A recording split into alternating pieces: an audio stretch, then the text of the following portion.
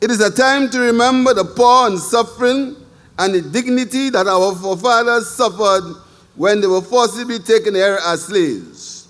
We will still seek reparation for these injustices. The reparations movement, addressing the injustices faced by descendants of African descent, is gaining traction among Caribbean government leaders and officials. Prime Minister Philip J. Pierre, speaking during the 2025 Independence celebratory activities, recently joined a number of dignitaries in advocating for reparations related to the transatlantic slave trade.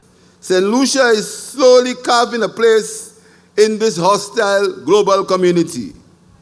We believe in the rights of the individual, the pursuit of the common good, and the respect for all, particularly the marginalized and differently abled. We believe that every citizen must have the right to education, health care, employment, and the right of association, and to live in an environment of peace and security. Pierre asserted that the 2025 Independence theme, quote, "Dover some health and well-being for a prosperous nation," end quote, serves as a reminder that true prosperity is measured not only by economic gains, but also by the well-being of its people. He reiterated that improving the nation's health is a collective responsibility.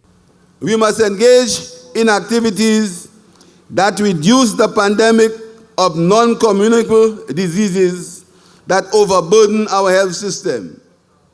I therefore invite all Saint Lucians to take personal responsibility for their health and to assist the government in its crusade to build a robust healthcare system and reduce the high incidence of non-communicable diseases by engaging in physical activity, adopting proper nutrition, reducing stress in the workplace and at home, and participating in community initiatives.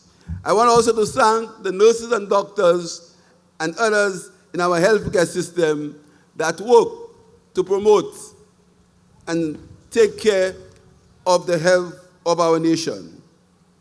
The Prime Minister urged residents to keep the most vulnerable members of society in their thoughts. Our society is as strong as its weakest social link. It is in recognition of this reality that we continue to increase assistance to the organizations that care for vulnerable groups. We have increased pensions and enacted a minimum livable wage.